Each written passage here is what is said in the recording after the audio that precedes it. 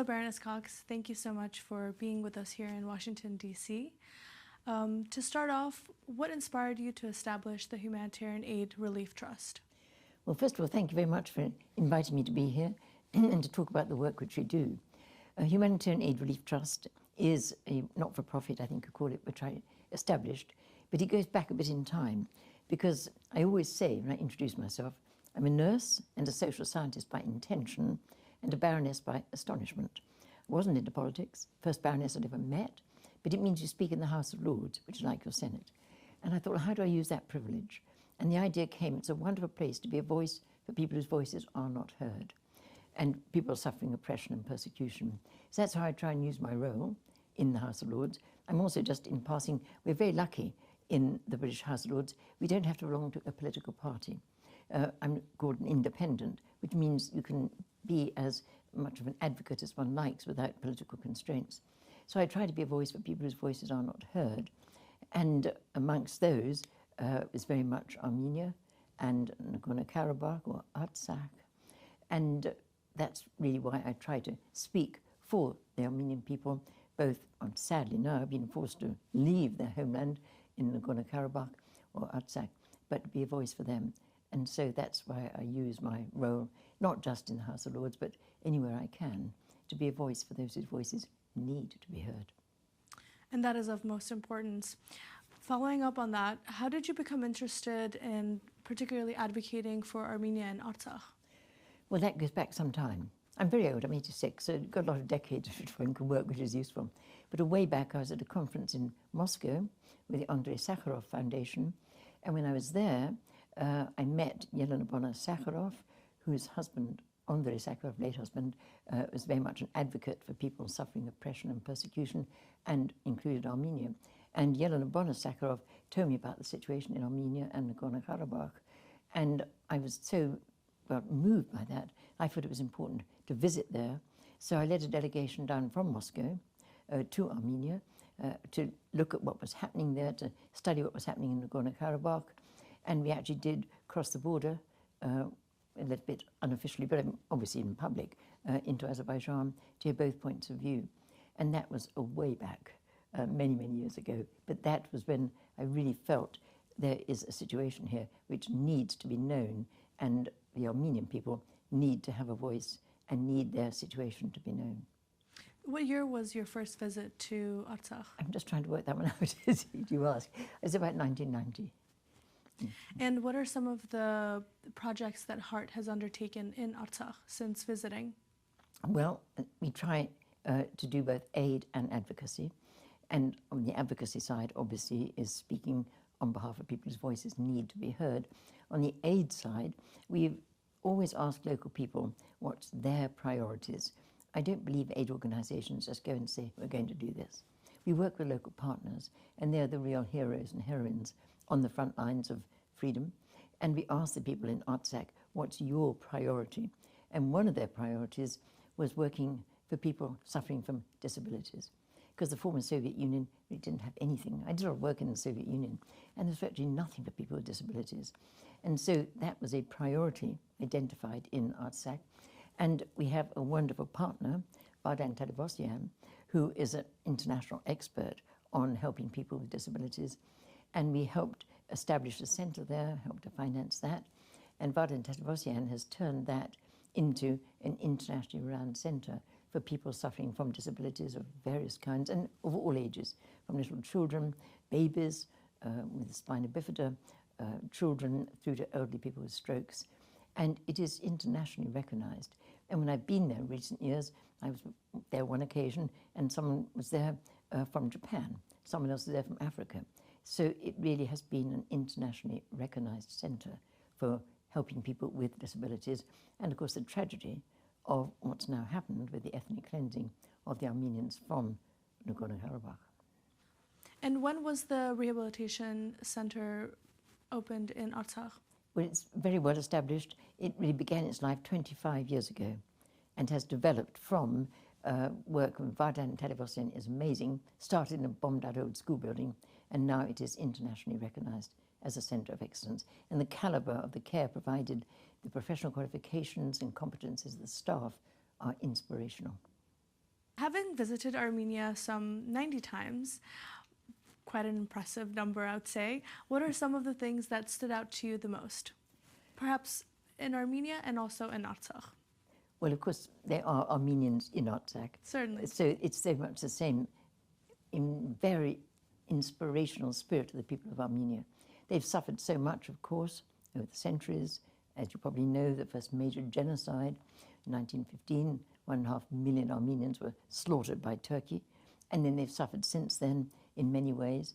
And in Nagorno-Karabakh, they have suffered attacks by Azerbaijan, and they've been brutal. And there are examples where Armenians have had to, well, have been tortured, have been forced to, well, either identify themselves and perhaps be killed or go into hiding. And then we've been very, very inspired by the courage of the Armenian people, their faith, amazing living faith. When we're there in Artsakh and in Armenia, we always try and worship in one of the local churches. And the living faith in those churches and the music, beautiful music, traditional liturgy, but so beautifully sung. And so courage, faith, dignity, and generosity. We see people who have nothing but give everything. And I remember once being in a village where the people had been attacked and all their supplies had been destroyed, and they were literally living off virtually nothing. And they were really hungry.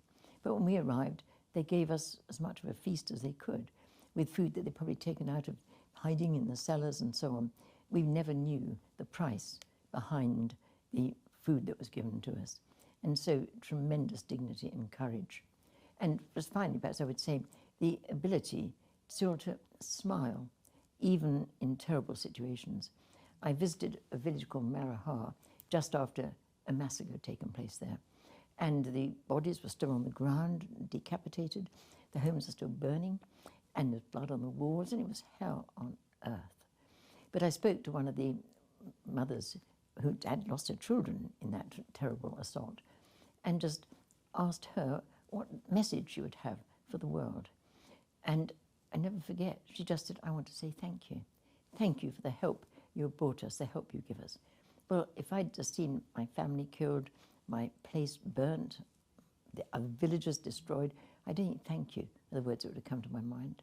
But that's their dignity and their courage, and it makes me feel very humble.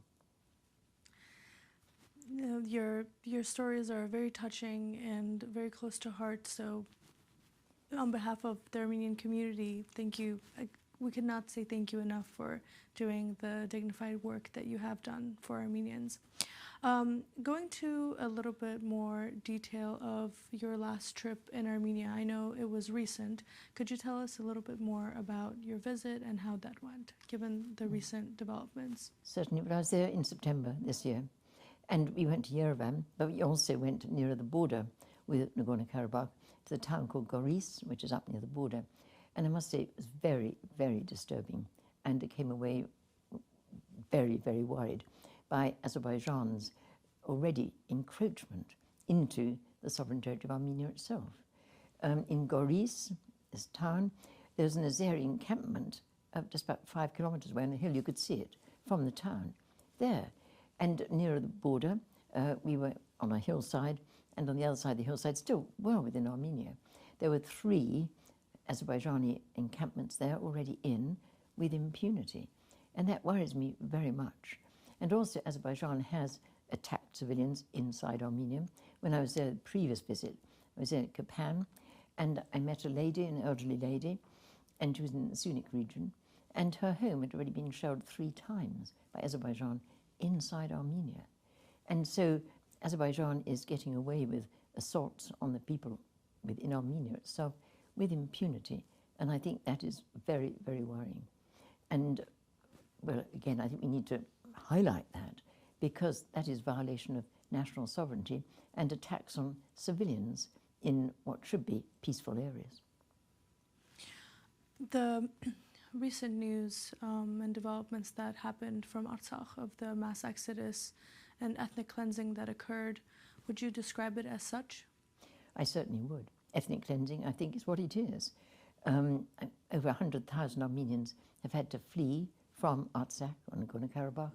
And when we were there, it was just before Azerbaijan inflicted that on the Armenians in Karabakh. People had already started to come through, and they had to leave everything.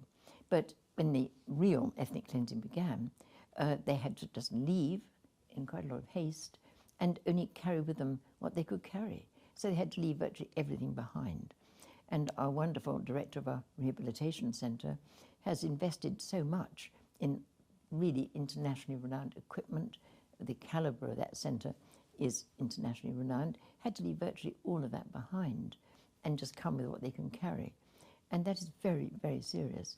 And the numbers, if you could see the photographs of the queues waiting to get across the border, well, it was ethnic cleansing. There's only a handful of Armenians left in Nagorno-Karabakh now, and everything they've left will be vulnerable to whatever Azerbaijan wants to do with it.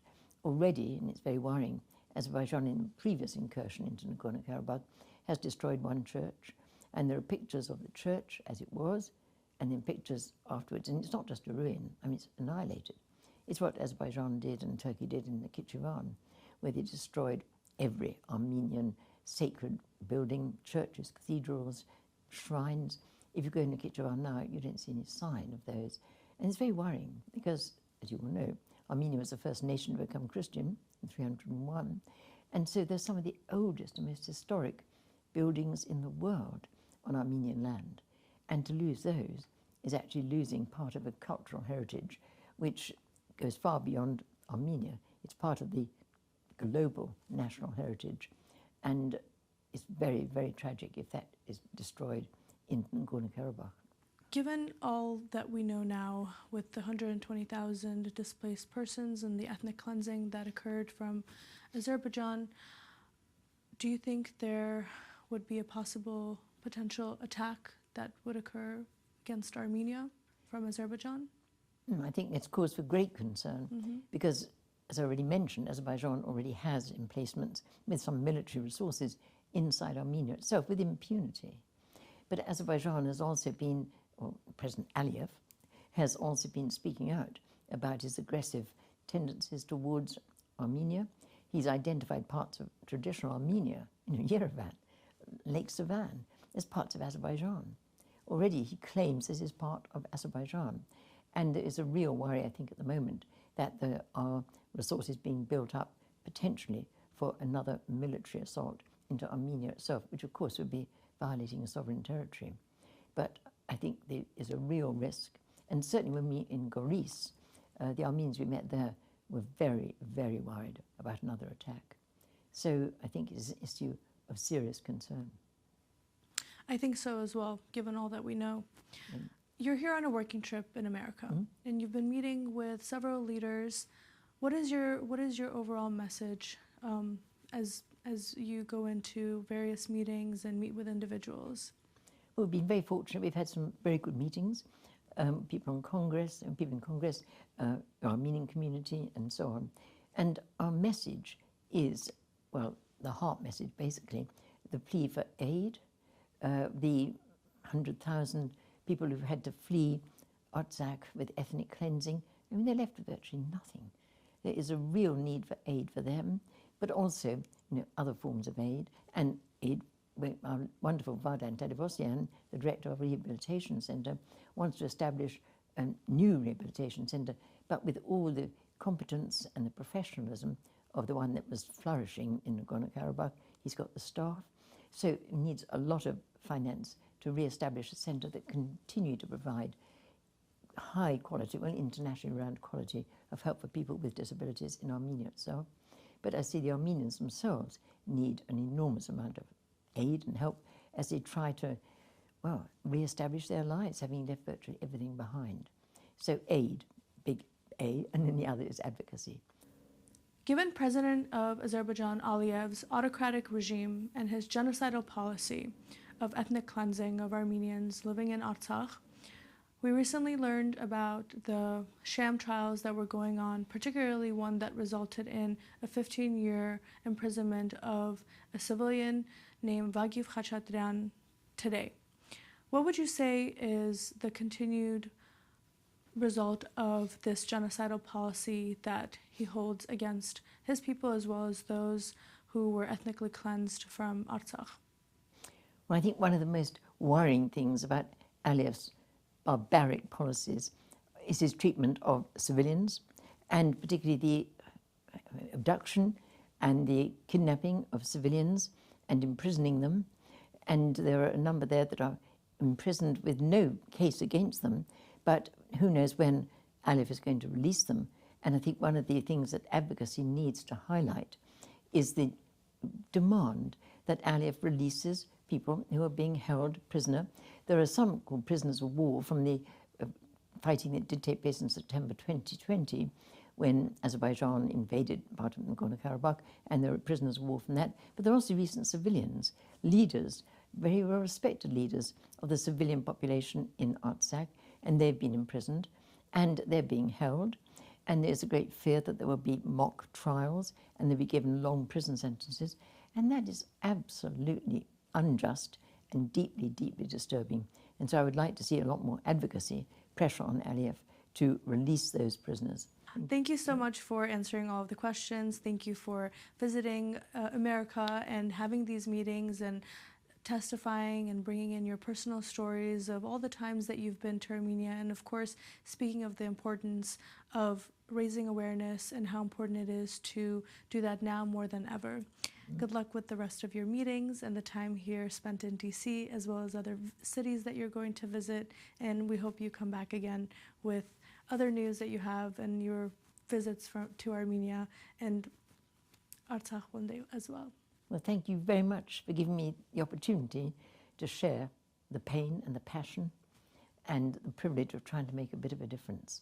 And it's been a great privilege. So thank you. Thank you.